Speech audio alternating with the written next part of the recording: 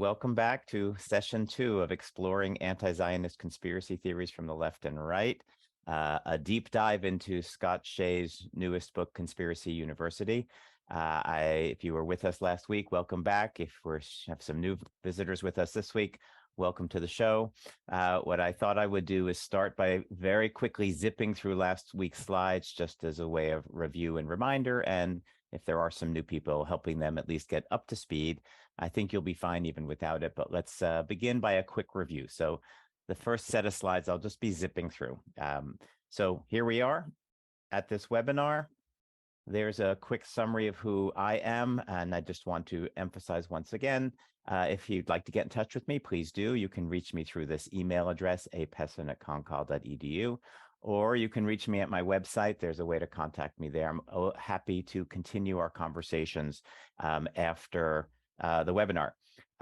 And just quick shout outs. I am also the Allgemeiner Campus Bureau Editor. It's a great news outlet. If you care about the issues we're talking about, please try to stay informed. And the best way to stay informed is go to allgemeiner.com and sign up for the daily news blast. It's a really terrific resource. And please feel free to follow me on Facebook. I have a group that I moderate called Anti-Zionism on Campus. Please join us, or follow me on Twitter at Andrew Pessin. And these are some of my books.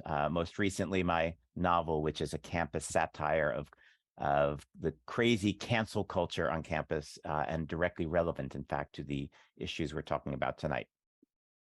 Rise in anti-Semitism. That's what brings us to this webinar. I began last week by going through some recent cases of the way Jews in Israel are treated on campuses, especially at major campuses like Harvard and Wellesley, CUNY and Berkeley, etc. All of which is on top of just an absolutely ongoing wave of physical violence and vandalism and bullying towards Jews, as represented on the bottom over there. The situation's so bad already. 3 years ago, Lyle Leibovitz wrote an article in Tablet saying, is it time for Jews to get out of the universities? And of course, it's only gotten worse since then. That brings us to Scott's book, which is what we're studying. And some truly major contributions of the book, just to re-emphasize them, seeing both right-wing anti-Semitism and left-wing anti-Zionism as they're manifest on campuses as conspiracy theories, and he means that word in a serious sense. They're thus two sides of the same coin. Right-wing anti-Semitism is easy for everyone to detect. You know what neo-Nazi white supremacist anti-Semitism looks like.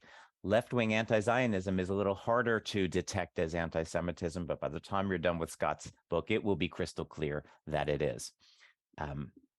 That was background that brought us to the introduction to the book, where Scott gives us really the key trope that is a recurrent theme throughout the book. This is the Northwestern, that was his alma mater. The book focuses on Northwestern, but remember, it's about the campus situation in general. This Northwestern motto from the New Testament lays out a vision of academic and moral integrity. The goal of the university ultimately is to attain knowledge, to expand knowledge, and that requires caring about the truth, caring about evidence, caring about diversity of opinion and respectful disagreement and respectful debate, and treating others with respect, which is also encapsulated in the famous golden rule: what is hateful to you, don't do to your fellow. So the motto and the rule together set out a vision of academic and moral integrity, which Scott will argue these conspiracy theories that are running rampant on campus now against the Jews and against Israel violate very, very deeply. We were introduced to Professor Arthur Butz, a right-wing anti-Semite who in the 70s published a book on Holocaust denial. And we're introduced to Professor Stephen Thrasher, a relatively recent hire, absolute paradigm left-wing anti-Zionist, a younger fellow, very active on social media. These will represent the right and the left that we'll be looking at throughout. We looked at some choice quotes from Representative Omar, and we'll talk about her anti-Semitism as we continue. Key idea, a recurrent theme as well, the indistinguishability of right and left anti-Semitism, anti-Zionism. This will be, as I said, a recurrent theme. Elder of Zion, one of my favorite pro-Israel, pro-Jewish bloggers. This is his chart showing how traditional anti-Semitic tropes just get converted into anti-Zionist tropes, largely by substituting the word Israeli or Zionist for Jew, and this gripping meme that he produced. This is a wonderful video. I'll recommend a few of these unpacked videos as we go along. The general thesis of the book is that Butts and Thrasher, right wing, left wing, respectively, violate these academic and moral norms that are encapsulated by the motto and the rule, but ultimately erode them and foster an environment that can turn explicitly, openly, and even physically hostile towards Jews, as well, in particular Zionist Jews. This stuff doesn't happen overnight. It takes a number of years of the university tolerating, allowing, ultimately even, I would argue, encouraging these violations. And that's what we're trying to call attention to in Scott's book and in this course. That brings us to part one of the book, where Scott takes us into a deeper dive into what a conspiracy theory is, the nature of conspiracy theories. No doubt you're familiar with some of the classic ones, and we'll be talking about some of those as we go along. But the key point for us and our course is that conspiracy theories tend to have a very dubious relationship to the facts and to evidence. They actually are not very concerned about the truth, and that's the sense in which they will violate the motto and the rule. We talked briefly about the cases of this journalist who was tragically killed this past summer, and pinkwashing, to illustrate how true facts can be woven into an anti-Semitic conspiracy theory. So this journalist was tragically killed in the middle of a gunfight. It's not actually clear who killed her, the Israeli army, who fired the fatal bullet, the Israeli army or Palestinian terrorists. She was caught in the middle there, but this fact immediately becomes in the anti-Zionist side. Israel kills journalists. Israel kills journalists deliberately in order to silence coverage of their crimes. And so, and ultimately it's because Israelis are bloodthirsty, Jews are bloodthirsty, a classic anti-Semitic trope. So you take a real event, a journalist tragically dying, and it's immediately spun into part of a theory as if Israel has a policy of pursuing the murder of journalists. And that got us to this point, which is where we ended last time. So we'll pick it up from here. This book, The Protocols of the Elders of Zion. We could trace conspiratorial anti-Semitism back to early Christian anti-Semitism in the first century of the Common Era, but this book, The Protocols of the Elders of Zion, really is the grandfather of modern anti-Semitic conspiracy theories. It was produced in Russia in the first years of the 20th century, first published in 1903, according to Wikipedia here. It purports to be the secret minutes behind the scenes of the first Zionist Congress, which occurred at Basel in 1897. The meeting was open to the public, that first Zionist Congress, but this was the secret part of it, where the elders of Zion, the secretive group who runs the show, met and planned out their program for world domination. That's the idea of the protocols. This book purports to be the minutes, them sketching the plans they have. This book is the main source and main disseminator of the classic anti-Semitic tropes that Jews control governments and politicians, Jews control banks and the money supply, Jews control the media. Think about Kanye West. He's directly in this tradition in his recent outbursts. Jews are responsible for starting wars because wars destabilize, and when things are destabilized, it makes it easier for the Jews to come in and take over. All as part of the Jewish plot to dominate the world and subjugate the Goys or the Goyim. This is all straight out of Protocols of the Elders of Zion. Although it was thoroughly debunked a few years after it was produced, it was shown to be a forgery, meaning there was no secret meeting at the first Zionist Congress. There are no elders. And in fact, large chunks of the book are plagiarized from a 19th century novel that had nothing to do with the Jews. Nevertheless, that didn't stop this book from spreading everywhere, all throughout Europe in numerous translations. Throughout the United States, Henry Ford The car maker was a vicious anti-Semite. He had a high circulation newspaper in the 1920s, and he serialized the protocols and disseminated this to his many, many readers in 1920s, which fueled American anti-Semitism through those decades in the 20th century. This book informed the Nazis. It was popular among the Nazis. Hitler owned a copy of it and studied it, got ideas from it. He hated the Jews so much, partly because he was fighting back against this plot for Jewish domination, all of which was, of course, fictional.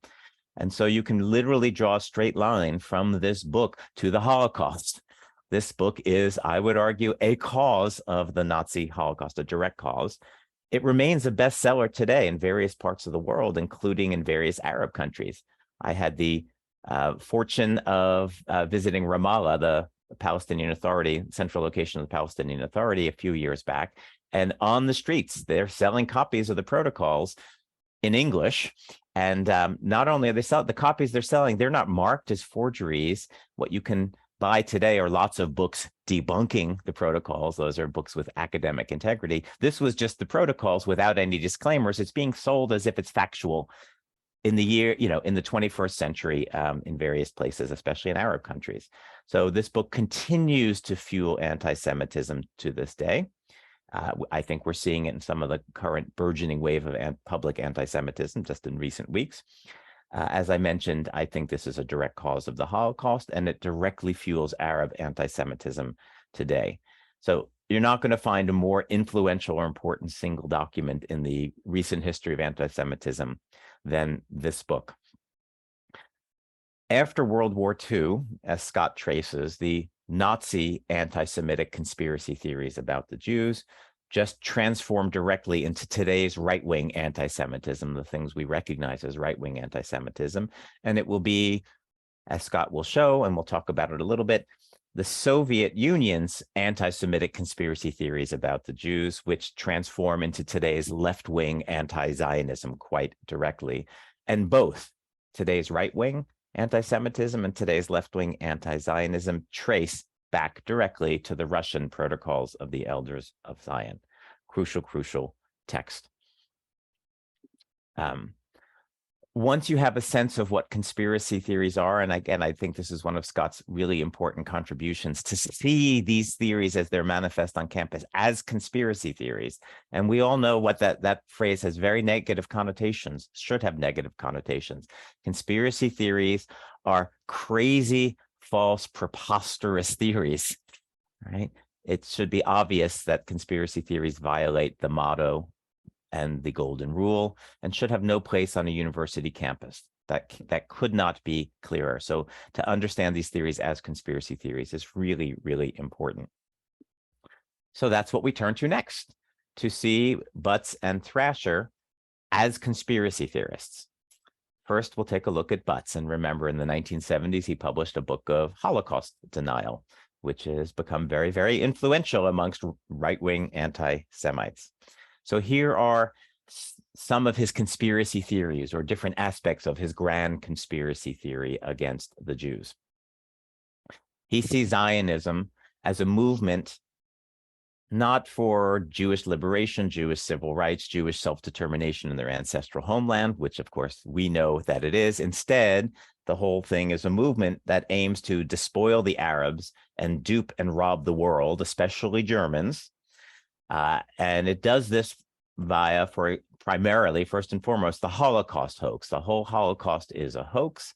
It was used to obtain Palestine, to convince world powers to give the Jews Palestine, and to get reparations primarily from the Germans. You may be aware that in the 1950s, the Germans were offering significant funds as reparations for murdering millions of Jews. It actually was a very divisive issue in Israel. There were many Israelis who didn't want to take the blood money from the Germans. But on the other hand, Israel, as you may know, was a very impoverished country in the 1950s. It was a brand new country. It was surrounded by enemies. And most importantly, it was attempting to absorb some 800,000 refugees, Jews who were being expelled from the Arab countries in those early years. And Israel needed every penny it could get in order to resettle these refugees. So in the end, it was decided to take the money, but it was a very divisive issue within Israeli society. In Butts's eyes, the whole Holocaust hoax was to make Germany feel guilty so they'd cough up money. So it got the Jews Palestine, and it got all this money from the Germans. Zionists disseminated this hoax via a number of mechanisms, via the US Treasury and the World Jewish Congress, which pressured the American government, via its control over by its Jewish control over the New York Times, which reported on the murders and created the whole illusion of the Holocaust hoax, and via the War Refugee Board, which sought to help the fake refugees from World War II. After the war, Zionists created the Nuremberg trials. The Nuremberg trials are the famous crimes against humanity trials that at least the surviving captured Nazi leaders were put on trial there for all the world to see. The whole thing was a hoax as well, according to Butts. It was a frame-up. The Jews, the Zionists, chose the lawyers and manipulated witnesses, manufactured evidence. The whole thing was a fake. And there's footage of this. You can go watch the films. It was documented very, very meticulously. And you see these German Nazis getting on the witness stand and confessing to all the evil things they did. No, those were actors, or they were forced on threat of death to say those things. None of it was true, according to Butts. So this is just a massive conspiracy theory. And what's most stunning about this, we'll talk about it a little bit more in just a few minutes, but for better or for worse, the Holocaust was one of the most documented historical tragedies that there is. The Nazis were meticulous record keepers. There cannot be any remotely serious doubt about most aspects of the Holocaust, and yet, nevertheless, Arthur Butts is empowered to weave this massive conspiracy theory out of it. And of course, the whole point of it, once again, of the Nuremberg trials, etc., was to a conspiracy to control the German government and rob the Germans of money with this Zionist slander. Let's remember, although Butts is the representative of classic right-wing anti-Semitism, his anti-Semitism is indistinguishable from his anti-Zionism. He sees this whole Holocaust hoax as a Zionist plot. So it's not just the Jews he hates, it's Zionism and Israel he hates, because Israel is the mechanism through which Jews do their dirty tricks.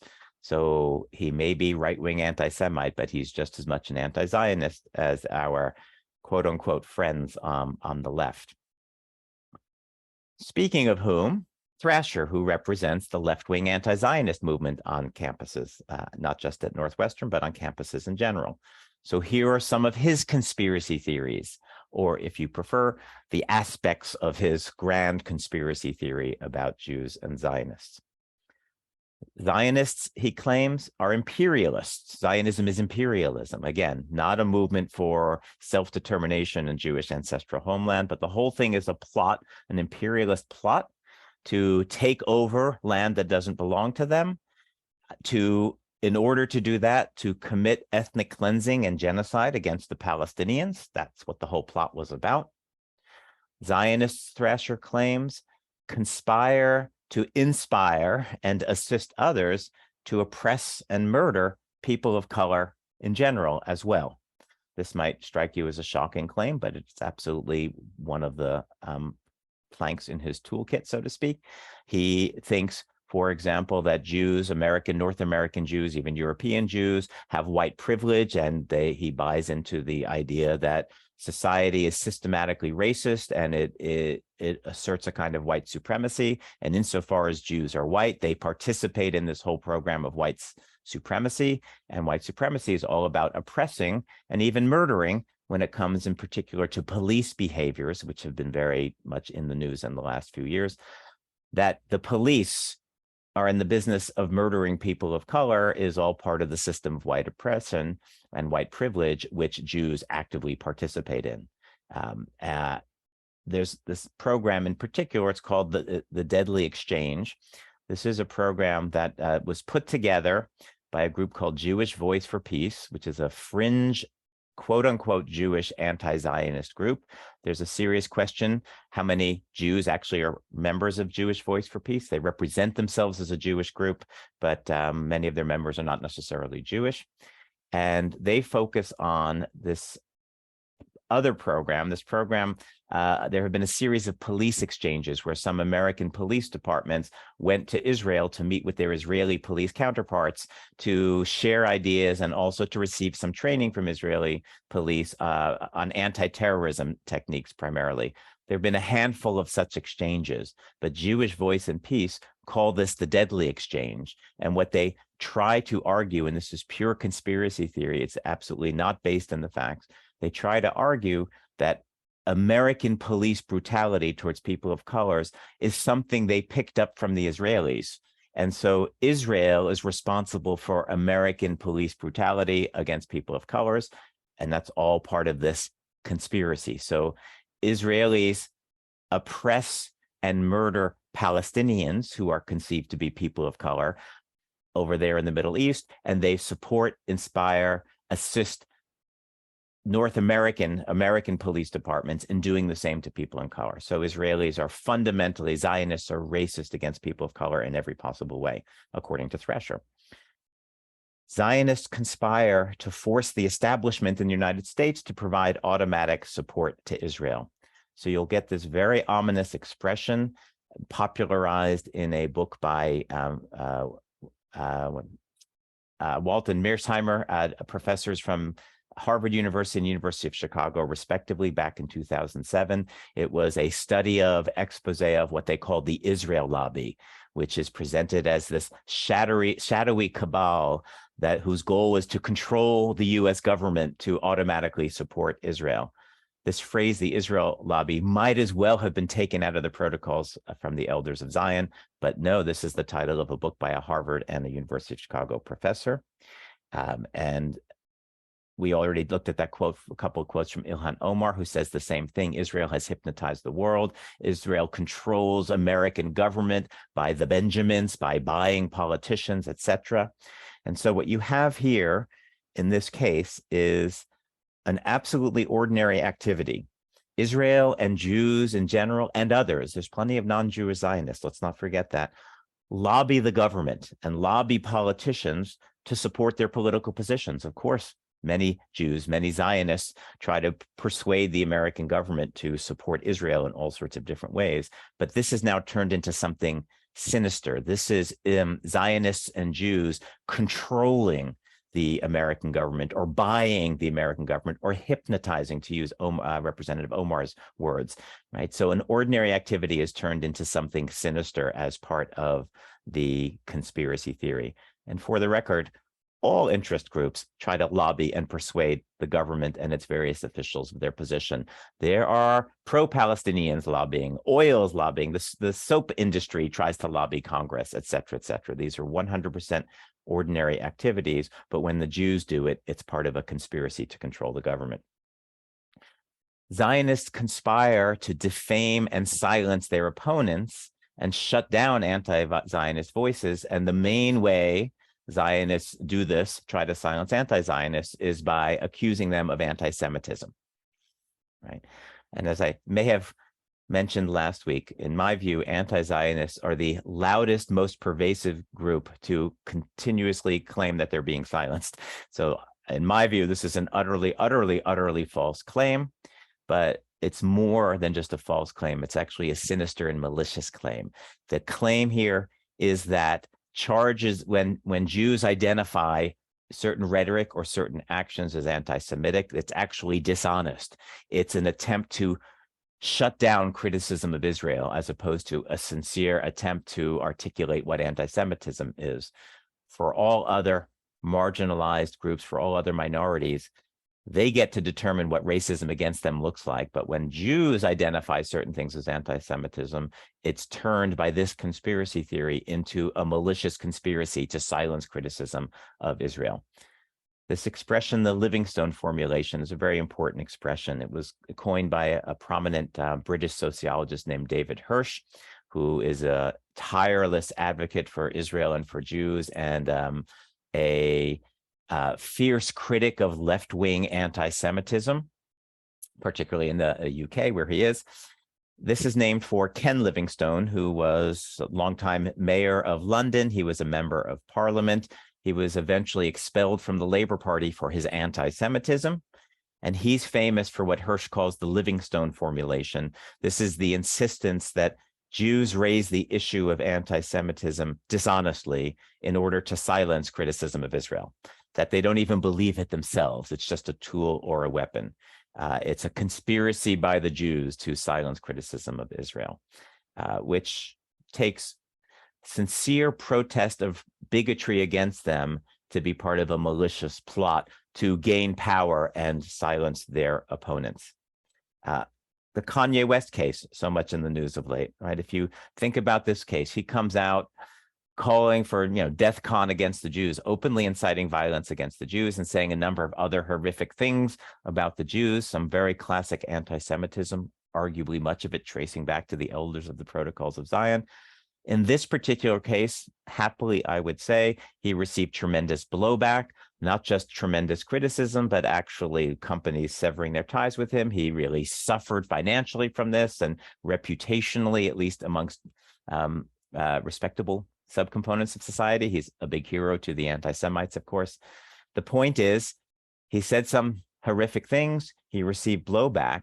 But if you actually follow the social media here, this mass criticism, rather than seen as justified response to anti-Semitic offenses, it's seen as actually verifying his theory. It's proving him right. The Jews are exerting their power and shutting him down. So I guess Jews do control things after all. This is how the mind of the anti-Semites work. So the very Jewish activity of protesting the bigotry against them, which once in a rare while is effective in harming the anti-Semite, and that is the exception rather than the rule, is cast in the sinister way as Jews exerting their power and control over society. So all of this, all of these conspiracies, or as again, aspects of one larger conspiracy, are represented in this left-wing anti-Zionist, quote unquote, progressive professor at Northwestern who represents really the general trend across many, many campuses. Both the right-wing anti-Semite and the left-wing anti-Zionist, both of them demonize Zionists and Jews in various ways, primarily through the prism of race. Race is a big issue for the classic right-wing anti-Semite, going back to the Aryans, believing they're the master race and Jews being a deeply, deeply inferior race, to, of course, today's absolutely most trendy topics, most burning issues on campuses and beyond is race and racism. So it's not a surprise that both of these movements will demonize Zionists and Jews, particularly through the lens of race. Both of them hold that Zionism, the movement of national liberation, self-determination in their ancestral homeland for the Jews, which is how Zionists and Jews conceive of it, they both hold that that very project is itself racist. For Thrasher, it's racist against Arabs, first and foremost, against people of color more generally, as part of that whole network that we looked at a couple of slides ago. For Butts, he adds that white people are also the victims, that Jews are, we'll see in a moment, are fake whites who are exerting their power over true whites. Let's call those people Aryans in Butts's tradition, such as Germans and other European Americans. So Zionism is racism against white people. Together, we get the idea that, so from Thrasher, Zionism is racism against all people of color. From Butts, we get the idea that Zionism is racism against white people. And if you put that together, Zionism is racism towards all non-Jews, i.e. Zionism is a doctrine of Jewish supremacy. This vile expression, Jewish supremacy, obviously reflects white supremacy, which has very negative connotations in at least respectable circles. It is absolutely Nazi language, Nazi propaganda. They had to battle against the Jews because the Jews believed they were better than everyone else and were trying to take over the world. Thank you, Protocols of the Elders of Zion.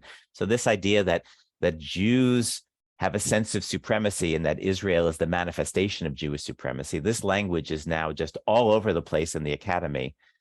A year and a half ago, May 2021, when the last major battle between Israel and Hamas, hundreds of campuses erupted. I mentioned it, I think, last week, and entire departments signed by thousands of individuals ultimately put out these statements accusing Israel as being a project of Jewish supremacy.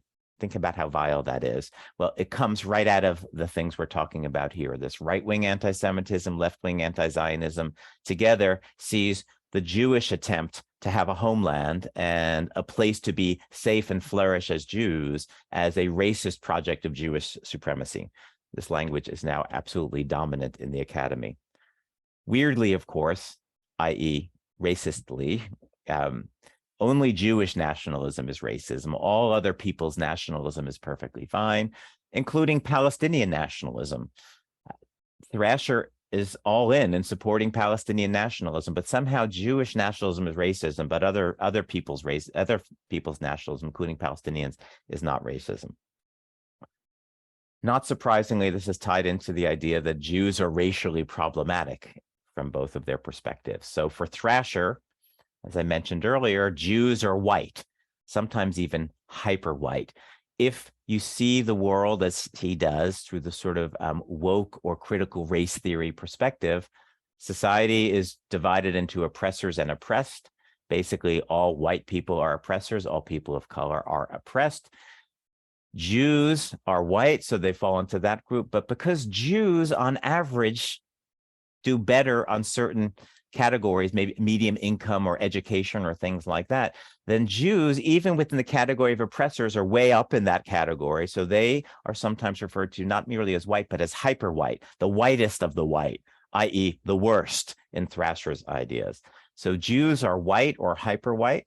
They are the new Nazis perpetrating white supremacism in the Middle East and elsewhere. By controlling governments, military, foreign policy. That should sound familiar, Protocols of Elders of Zion. If this isn't anti-Semitism, what is? It's not merely opposition to Israel, which anti-Zionism allegedly implies. It goes along with the view that Jews are evil people because they're hyper-white, perpetrating white supremacism across the world. Anti-Zionism is just straightforward anti-Semitism once we see it clearly. For Butts, of course, Jews are fake whites who are exerting supremacy, trying to exert supremacy over true white people, authentically white people. Jews infiltrated the United States as refugees in order to take it over, which is what they are, of course, doing in Butts's mind.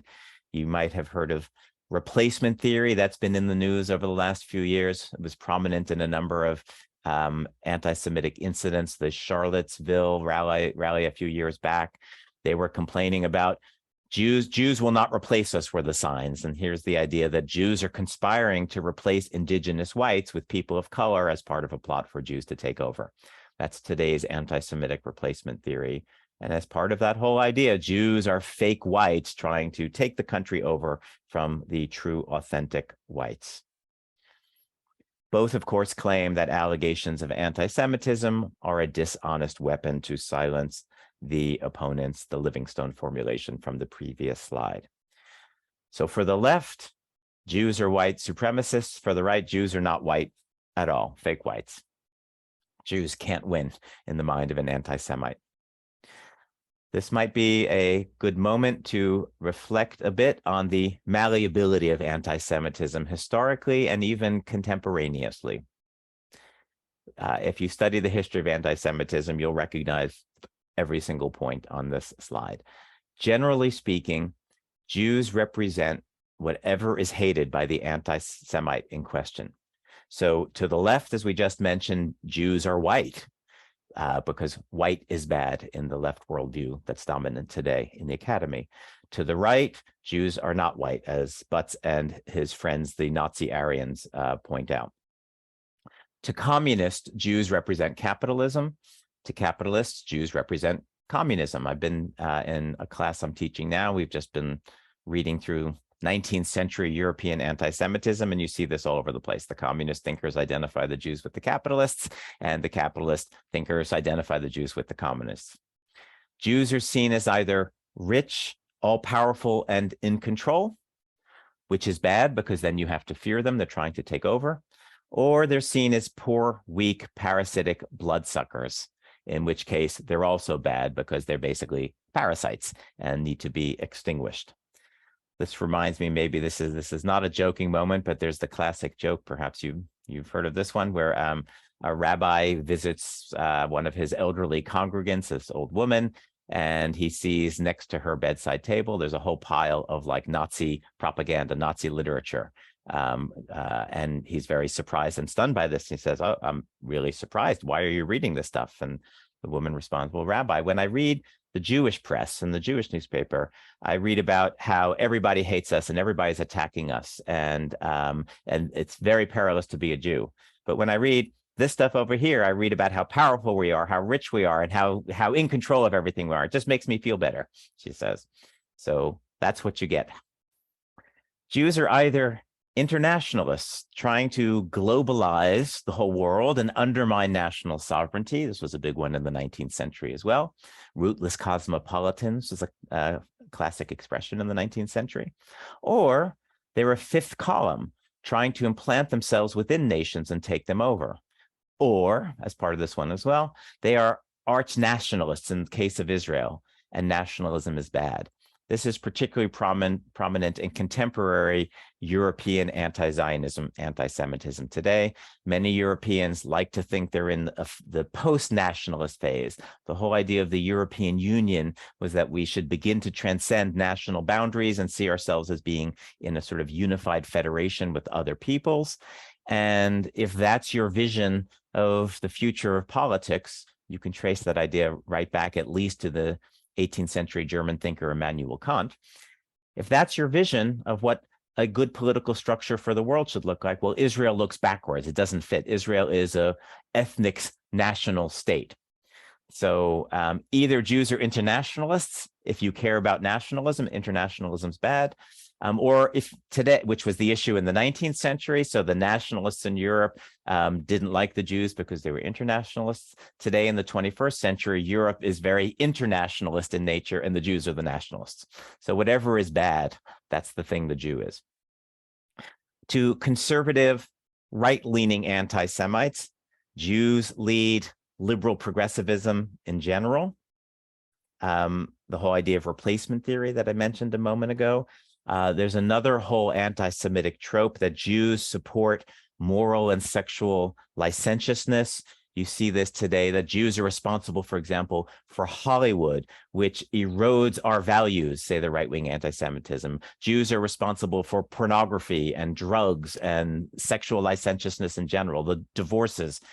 All that is blamed on the Jews. So from the conservative right-wing anti-Semite perspective, Jews are responsible for liberal progressivism and all of its ills.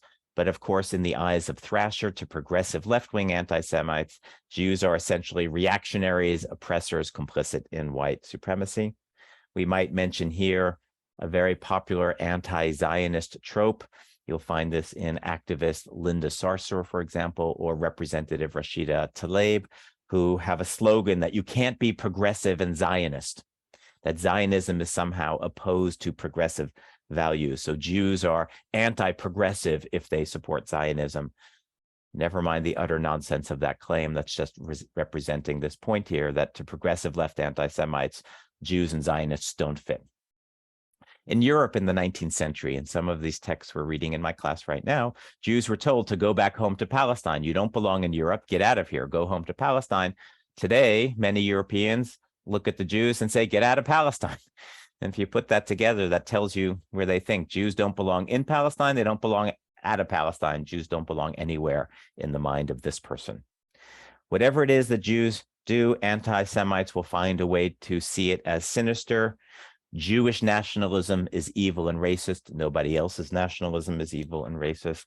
Or as we saw earlier, Jews lobbying for their interests or lobbying for their rights, lobbying to be treated equally, is seen as somehow taking over and controlling. The only way Jews can escape being evil to both sorts of anti-Semite is by disavowing their identities. So for Butts and Islamic anti-Semitism in general, Jews should just live as minorities in their host nations and accept their subordinate status. Or in the extreme version of right-wing, obviously murder them altogether. But in the slightly less extreme version, just live as a powerless minority and accept your subordinate status. And for Thrasher, Jew and the left-wing progressive movement in general, Jews must disavow their white privilege and disavow any support for Israel, and then we'll accept you. That's the idea. All right, this brings us to part 2 of the book.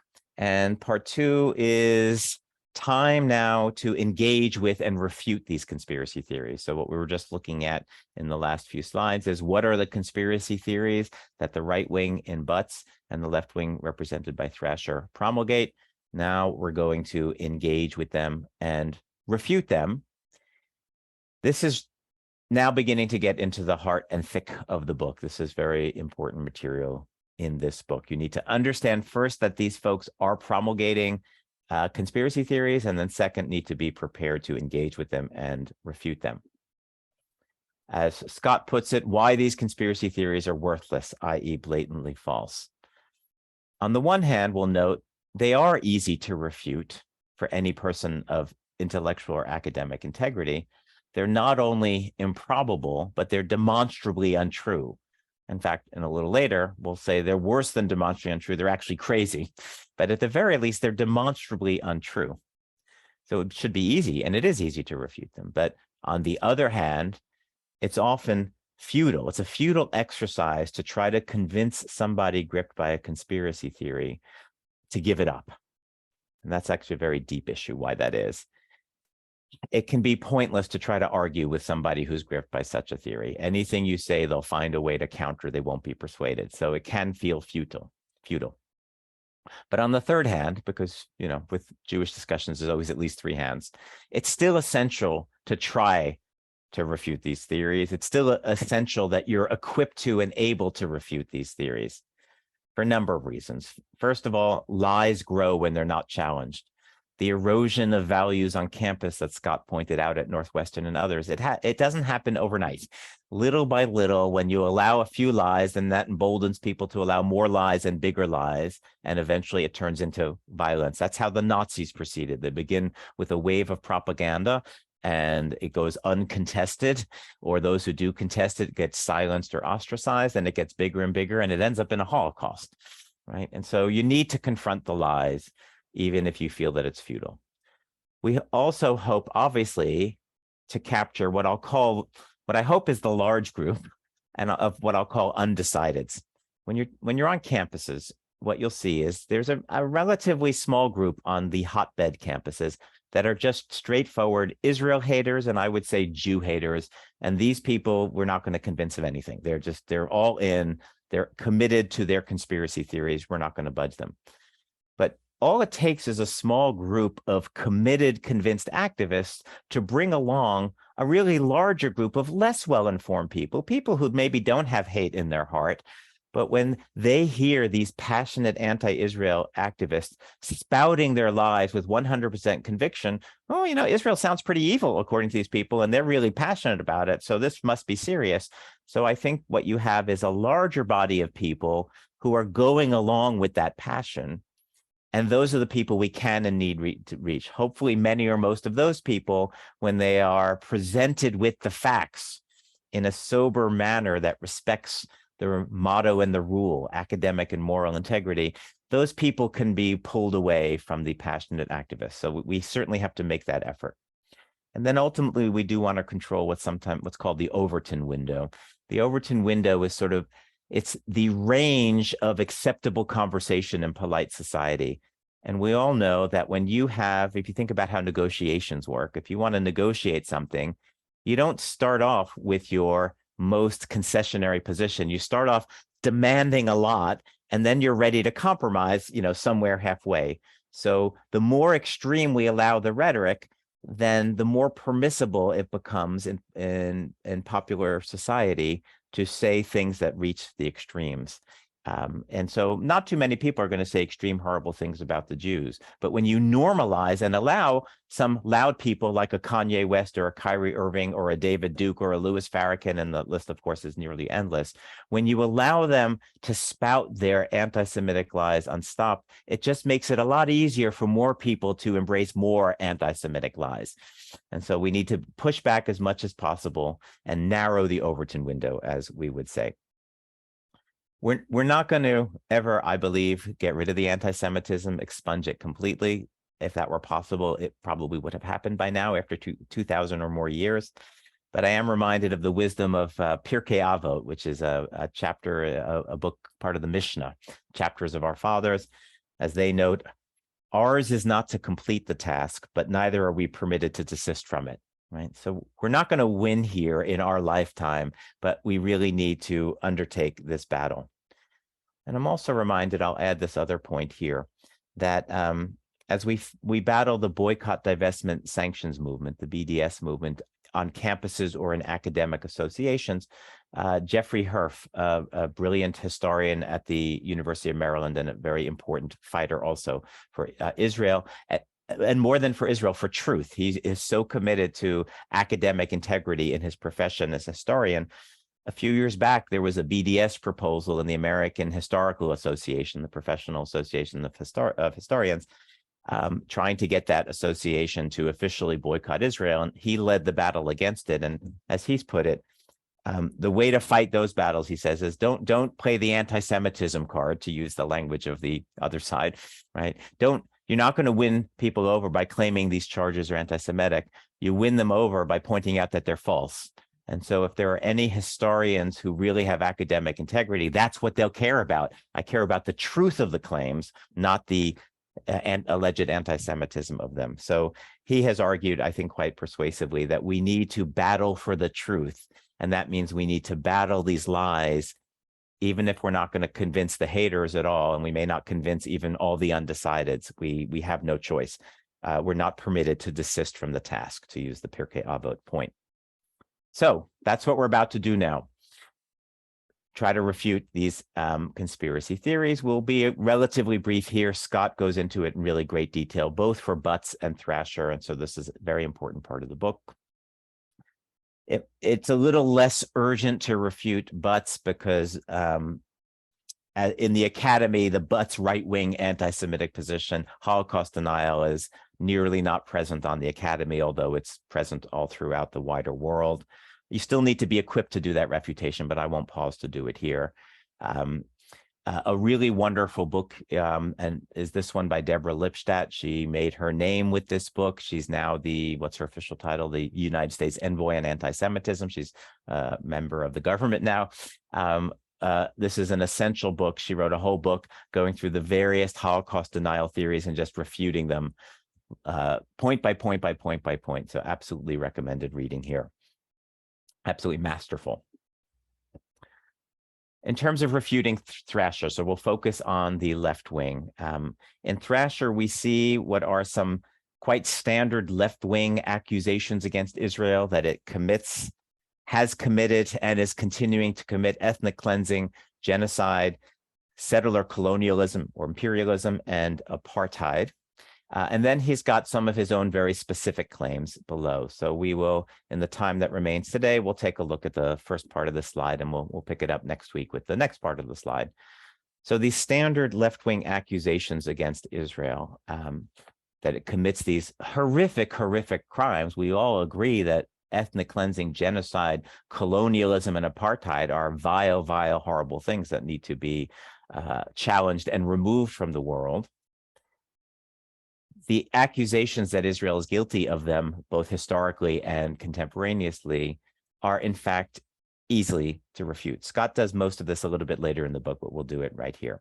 And let me just also recommend another unpacked video. Is Zionism a form of colonialism?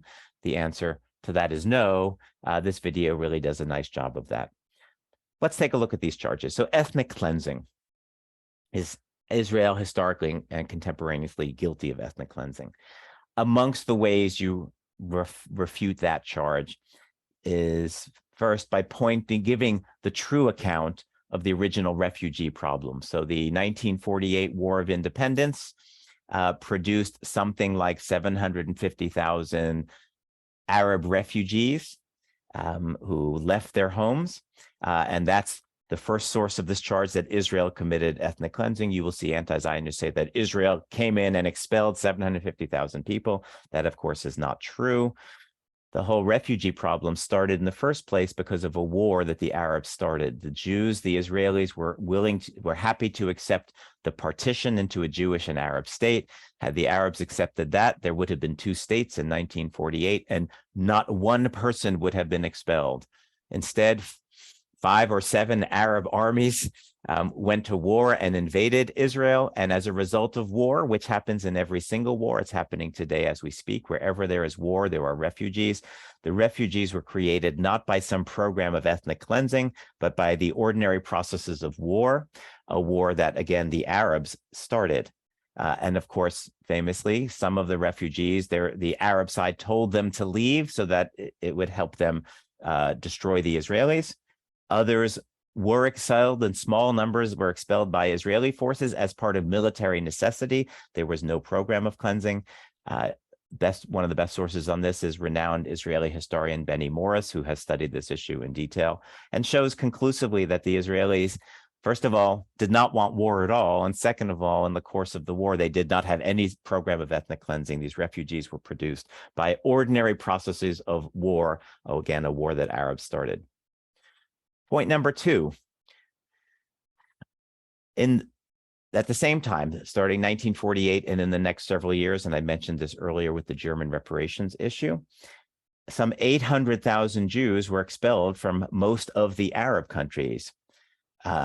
They were expelled in an act of straightforward ethnic cleansing. They were forced out explicitly either with active violence or threats of violence, generally forced out, unable to take most or any of their property with them. So in a true act of ethnic cleansing, the Jews, 800,000, were expelled from Arab countries. Many of them came to Israel because Israel was almost the only place that would accept them. If you look at the history of Jewish refugees, nobody in the world wanted Jewish refugees from the 1920s, 1930s, 1940s, etc. So the Arabs expel 800,000 Jews, most of whom end up in Israel, who arrive as refugees, not as ethnic cleansers. So the true act of ethnic cleansing is by the other side, and these people are certainly not ethnic cleansers.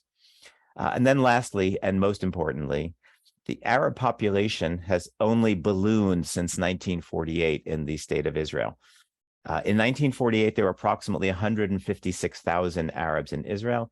In 2021, there were almost 2 million Arabs in Israel, an increase by a factor of 12. We all know what ethnic cleansing, and we're also essentially talking about genocide here, look like with respect to population statistics. Ethnically cleansed populations go down in number. Genocided populations go down in number.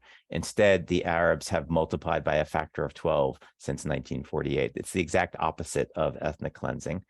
Plus, it's important to note the population has grown at a faster rate than Jews have in Israel. In the early 1950s, the Arabs were about 10% of the population. Today, they're about 23% of the population. So not only has the Arab population grown dramatically, it's growing at a faster rate than the Jews are growing. Even in Jerusalem itself, in 1958, there were about 2.5 times more Jews than Arabs in Jerusalem. Today, it's only 1.7 times more. So Arab population growth, which, by the way, the anti-Zionist claim that Israel is continuing to ethnically cleanse Jerusalem of its Arab population. The Arab population of Jerusalem has grown at a faster rate since 1958 than the Jewish population. So utterly false, this idea of ethnic cleansing, historical or contemporaneous. All of those same points apply to the genocide charge. Israel's not committing a genocide against the Arabs, never has. The numbers of Arabs have only increased dramatically. With respect to colonialism and apartheid, we'll be very brief as we wrap up. The whole idea of colonialism is not merely false, but offensively false. The first point, of course, to make is Jewish history and continuous presence in this land. Jews were essentially sovereign or autonomous in the land of Israel from roughly 1200 BCE to the first century of the Common Era. That's 1300 years for those counting. Over a millennium, this was known to the world as the Jewish land. This was where Jews, as I said, were either sovereign or relatively autonomous. A series of colonial empires, of course, washing in during those years. But this was Jewish land for 1300 years. from the 1st century onwards, after the Roman destruction, when Judea becomes basically just a province of Rome under Roman authority, yes, many Jews were sent into exile, but Jews never left entirely. There were always Jews in the land of Israel, and even the ones who left were trying to come back to the land of Israel, created or reformed the religion to be a religion. Zionism just is dripping through the entire Jewish religion, dating back to the Bible itself and throughout the Talmud, et cetera, et cetera. This has been a Jewish place for 3,000 years or more. By the way, the fact that it's a Jewish place doesn't on its own mean it can't also be a place for another people. Judaism is not racism. The argument here is that Jews belong in this land, historically speaking. As the recently passed Charles Krautheimer, a thinker and conservative commentator and think type sort of guy, he has a famous quote where he says, "The only nation on earth that inhabits the same land, bears the same name, speaks the same language, worships the same God that it did 3,000 years ago is Israel." When Israeli archaeologists dig in the soil, they dig up Jewish artifacts dating back up to 3,000 years. Jews belong in this land. They are not colonialists. They've always been in this land. They're returning to their land. They are the exact opposite of what an imperial colonialist movement looks like. There's no other homeland to which Israel is somehow a colonial extension. So settler colonialism is nonsense. What it really is, and as we saw before, whatever is most hated, the anti-Semite will identify that with Jews. In the post-colonial world of the 20th and 21st century, where colonialism is seen as one of the great evils of the Western world against the non-Western world, how convenient to label Zionism and Jews as being colonialists, because that's the most despised thing. But the facts refute the charge. So too, finally, the apartheid. I think nonsense is the best compliment you can say of the charge of apartheid. In Israel, there is equality under the law between Jews and non-Jews. Arabs serve in all areas of life, work, government, on the courts, in the professions. They share the same beaches, the same buses, the same cafes, et cetera, et cetera. As we'll see a little bit later, there's a whole movement in anti-Zionism now to talk about Israel's violations of international law. International law is now weaponized against the Zionists. One of the ways it's weaponized is specifically with this charge of apartheid. So we'll see a little bit later how this charge is distorted from its meaning in international law in order to label Israel as being an apartheid country. In fact, the trend of different NGOs, non-government organizations, producing reports libeling, slandering Israel as guilty of apartheid. So, for example, Amnesty International or Human Rights Watch in the past number of months have put out such reports. Well, when you look at those reports closely, they all acknowledge that, in fact, Israel doesn't fit the international legal definition of apartheid, which is something like legal inequality that enforces racial segregation by means of various crimes against humanity. Israel fits 0 for 3 of those things. And so what they do instead is they redefine it in a new way. They water it down dramatically. So apartheid now, when it's applied to Israel, is constituted by something like a situation where minorities feel unequal, not are unequal, but feel unequal, in which case basically every country on earth would count as an apartheid country. But this is a slander, of course, they only apply against Israel. So Israel, by any universal definition, is nowhere remotely close to apartheid. If you want actual apartheid, take a look, for example, at the official laws on the books of the Palestinian Authority, which we'll maybe talk about in a future session.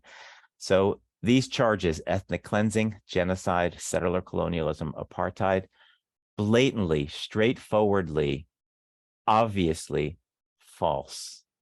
And I went through those quickly, but it's important, again, that you're equipped to respond to these charges. And the hope is when you respond factually to these charges, which, by the way, pop up all over the academy, every single student government BDS resolution that's either proposed and or passes is filled with language accusing Israel of all of these things. They now get to cite the Amnesty and HRW reports saying, see, they say Israel's guilty of apartheid.